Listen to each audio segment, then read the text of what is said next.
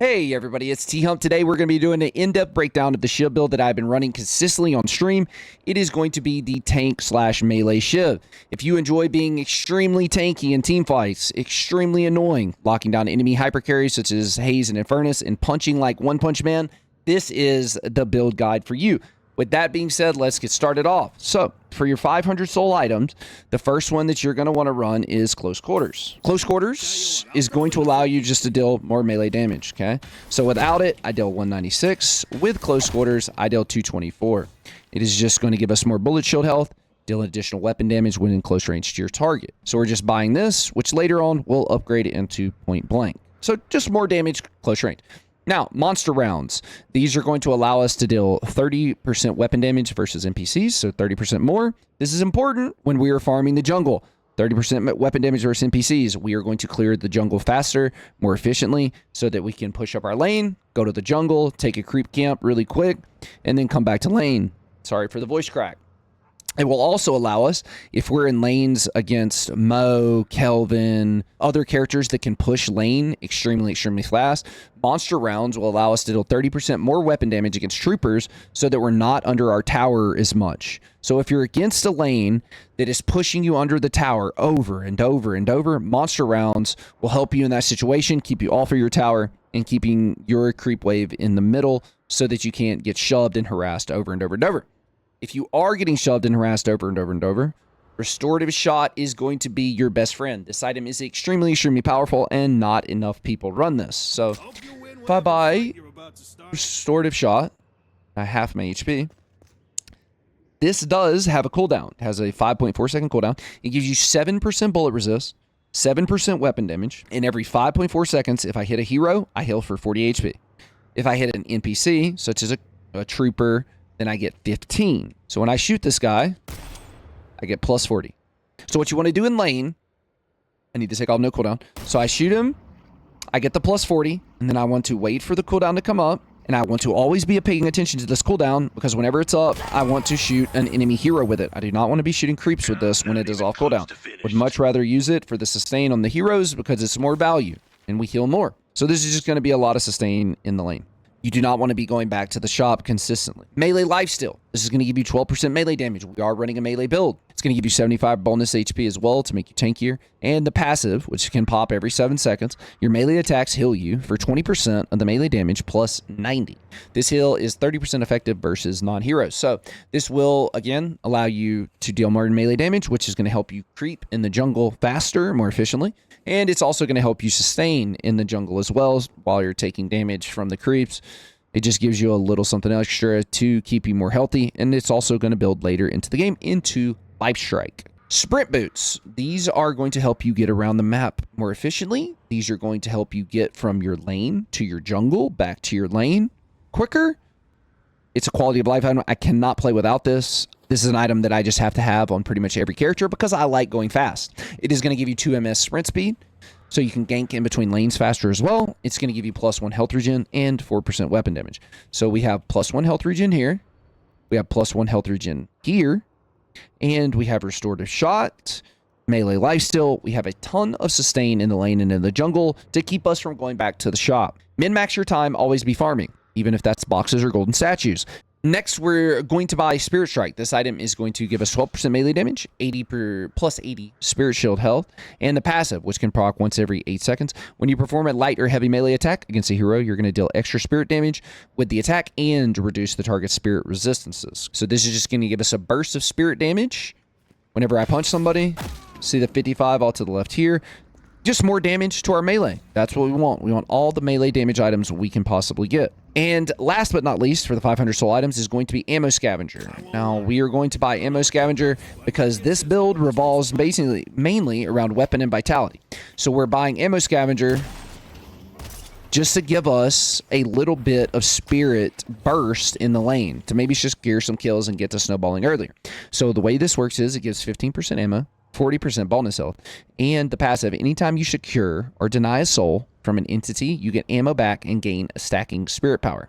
So every time I kill a soul or secure a soul in lane, I'm getting 2 ammo back, and I'm getting a stacking buff 1 spirit power per soul. So once I kill 20 souls, once I confirm 20 souls in the lane, I can use my slice and dice for a massive burst of damage. Now, on to the 1250 items. This is where it gets juicy. Melee charge. This item is going to give you 15% weapon damage, 100 bonus HP, more health regen. So you now have 1 health regen here, 1 health regen here, and you have 1 health regen here. And it's going to give you 40% heavy melee distance. So without this item, if I come here, I can punch this far to where I'm in between this sewer and this sidewalk. If I buy this item, I can now charge past the sewer. So this item is just going to give you much more reach, which is going to be very important. 40% heavy melee distance. The passive on this is very important as well. Your next heavy melee attack against an opponent deals increased damage and either reload your weapon instantly or gives you up to plus 100 bonus ammo. Only activates when bonus ammo is not full, and it's plus 20% bonus heavy melee damage. So every 15 seconds, you're going to just get a massive nuke of damage from your melee charge, and you're also going to get ammo back as well. So you are never, with this build, going to have to reload. As you can see, I get the bonus ammo, 28 out of 14. This item is just pretty much required if you're doing any type of melee build. Enduring speed. This item is pretty much self-explanatory. It's going to make you fast. It's going to make us farming the jungle faster because we're going to be able to get there faster. In between lanes, we're going to be able to gank faster. If you don't buy this item, I can't trust you as a human because playing without this item feels like I'm running around in molasses. It is impossible to play without this item to me. I need to be moving. Now, this is where the build gets really interesting. You can buy Fleetfoot, and you would think when reading it, it gives plus 90 bonus health and plus 25 slide distance.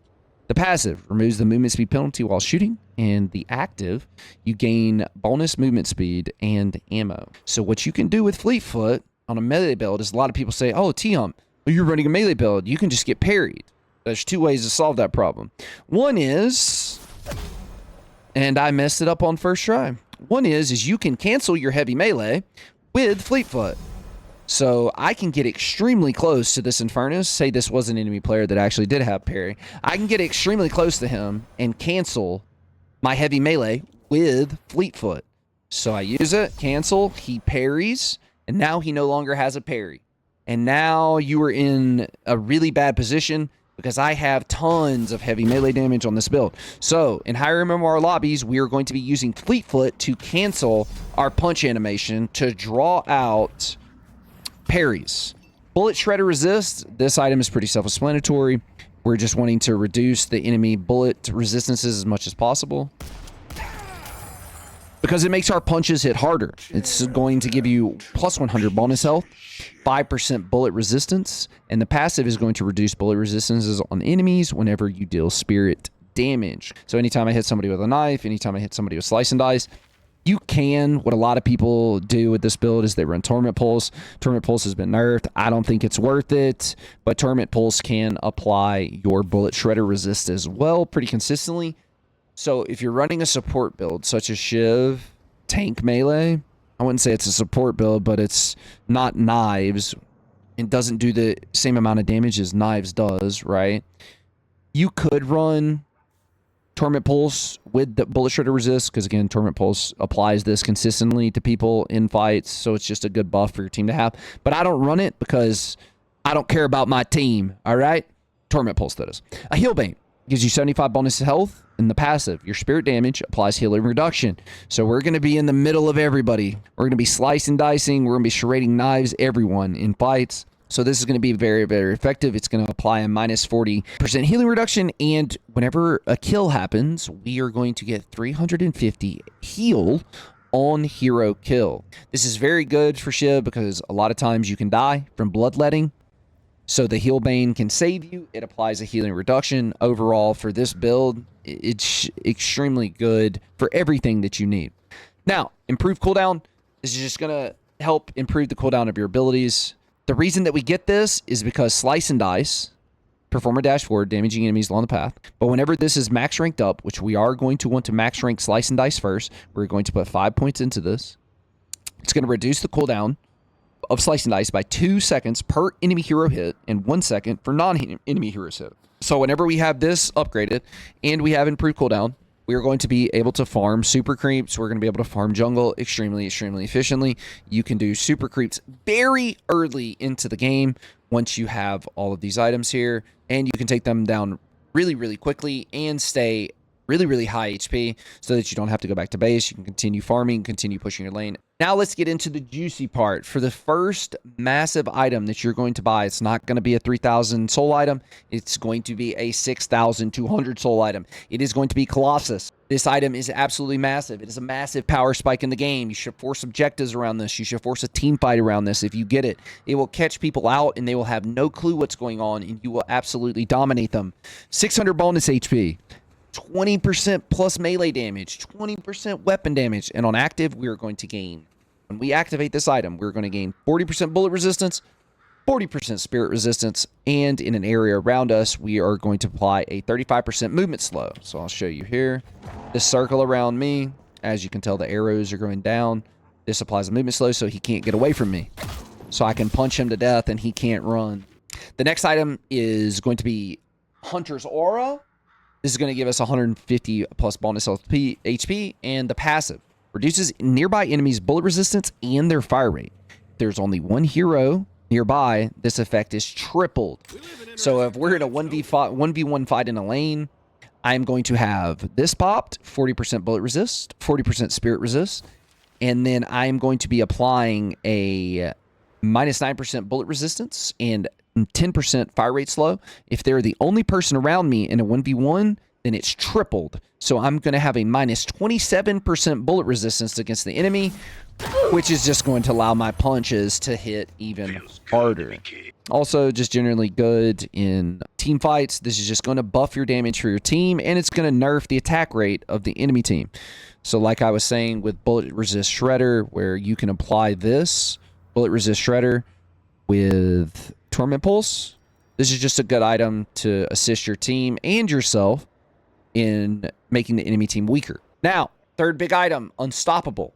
There are certain situations where I will rush Colossus and then I will rush straight into Unstoppable and get Hunter's Aura after. It really depends on the team that you're playing against, how many stuns that they're buying. Okay, it's just something you're going to have to learn and you're going to have to be adaptable with. Now, you buy Unstoppable. What it gives you, 150 bonus HP, 15% spirit resistance, plus 1 movement speed because I like running around like a crackhead. And it's going to give us 12 spirit power as well to make our abilities do more damage. Now, when you activate this, it's going to temporarily suppress negative effect statuses and become immune to stun, silence, sleep, root, and disarm. Cannot be used while you are stunned or while you are slept. So, what you want to do whenever you get Unstoppable, a lot of people say, yeah, but THump, you're running this melee Shiv build against high MMR players that are really good. They can just parry you, right? Yeah, they can. And they can parry me for 6 seconds in a team fight if they would like to, and I will never get stunned. So, I don't get stunned whenever I have this. So, the one downside is when you only have Colossus is people can still parry you. But when I have Unstoppable, I can pop both of these at the same time. And there's nothing for 6 seconds that you can do to me at all. You parry it, and they don't take damage. So the enemy can parry. They will not take damage from your punch, but then they're sitting there for 6 seconds in a team fight, spamming parry over and over and over, being absolutely useless. So again, this build is going to be very good for zoning hyper carries. If I see an enemy in Furnace on the map, I'm immediately going to want to get on top of him, pop this, and just sit on him and punch him for as long as I possibly can. And if he wants to sit there in a fight and he wants to parry me for 6 seconds, then that's completely fine and acceptable to do because I've taken you completely out of the fight while my hyper carries are in the back line and they are not getting heavy meleeed and having to parry the entire time. Next is going to be just a spirit armor in general. This is just going to be a very good item. This is a very spirit heavy meta right now. You're going to need to have spirit armor fully upgraded, and you're going to need to have your bullet armor fully upgraded at some point in the game. Depending on what the enemy team is running, you need to be looking at their item builds and seeing what they have so that you can itemize against it properly. If everybody on their team is running spirit damage, then all you need is spirit armor. You might not even need to upgrade your bullet armor from the 1250 soul one. This is just going to give you 20 spirit resistance and 5 spirit power. Now, Life Strike. Hey, this is going to be upgraded from here to here, this is going to give you 35% melee damage, 125 bonus health, 8% bullet resistance, and the passive every 4.9 seconds. Your melee attack applies a movement slow and heals you for 65% of the melee damage dealt plus 110. This heal is 40% effective versus non-heroes. You can also, I've been testing this out a little bit, you can combine Life Strike with Healing Booster, with Rage, with your Rage fully built up for some juicy heals. But I just feel like you don't have enough slots right now, so I've been testing this, but I cannot recommend it yet. But try it out for yourself if you would like. This is just going to help get us sustained when we're in team fights, punching people, getting HP back. Point blank, we're just upgrading this from early in the game. Point blank, going to allow us to deal even more melee damage. When in close range to your target, gain weapon damage, and your bullet supply and movement slow. So just punch harder. Now, last but certainly not least is Phantom Strike. So the full build would look something like this. You would obviously replace monster rounds and you would replace restorative shot later into the game. So this is generally something what the full build would look like right here. And the way you want to approach this in fights is whoever their most hyper carry is, you want to pop all three of these on him at the same time. You can even pop Fleet Foot if you want. So Fleet Foot in, pop all these, and then you're going to sit on top of their enemy hypercarry for 6 seconds, and you're going to be punching him as much as you possibly can. And if he wants to parry you, that is completely fine. Go ahead. You're going to have 4,000 HP. You are going to be leveling this. So you want Slice and Dice leveled up first, and then you want to get 2 points into your ult, Bloodletting all the way leveled up, and you're going to become a tanking god. This will give you 25% deferred damage cleared, plus your Colossus, which gives you all this HP and resistances, plus Unstoppable, so you can't be stunned or CC'd. And this also gives you bullet resistance. Phantom Strike does. It gives you 30% weapon damage. And when you teleport to them, it applies a disarm, a slow, and deals damage to them. So if you space this out correctly, you can TP to them, disarm them for 3 seconds, and then you can pop Colossus Unstoppable, and that gives you 9 seconds where the enemy hypercarry can't do anything unless they have Unstoppable too. So you Phantom Strike in, disarm them, 1 Mississippi, 2 Mississippi, 3 Mississippi, and then I popped Unstoppable and Colossus together, and I become a Titan. In this clip, I'll show you how Hunter's Aura, Colossus, and Life Strike combined to get us a kill that we otherwise would not have gotten. Remember, Hunter's Aura applies a minus 27% bullet resistance debuff to enemies when there's only one enemy nearby. Colossus, when we activate it, is going to give us 40% bullet resistance and 40% spirit resistance. And Life Strike, when we hit him, is going to heal us for around 600 damage in this clip. I'm going to play it at 0.5 speed so I can show you guys and explain everything that happens. So I get hit off the zip line, and he throws his cloak through me. It's going to hit me down to roughly 600 HP. He is going to teleport to his cloak. I'm going to roll and dash over him. He pops Suitcase, and here is when I pop Colossus. This is where I get the 40% bullet resistance and 40% spirit resistance. He pops his activatable item, Frost Nova. I can't remember what the name of it is. Sue me. So when I popped Colossus, I got the 40% spirit resistance, so I reduced all of his damage there at the perfect time. He also is going to shoot me, but I have 40% weapon resistance as well. So these resistances from Colossus, whenever I popped it, are what kept me alive here. So then I charge up the punch. Notice I punched around him first and then turned it and hit him. So let's... So I punch past him to try to bait out the parry, turn it at the last second, hit him, heals me for 615, which instantly boosts my HP, allows me to live here, and Hayes ends up stealing my kill, but also securing it at the same time. And that's going to be everything you need to know if you want to run this heavy melee / tank Shiv build.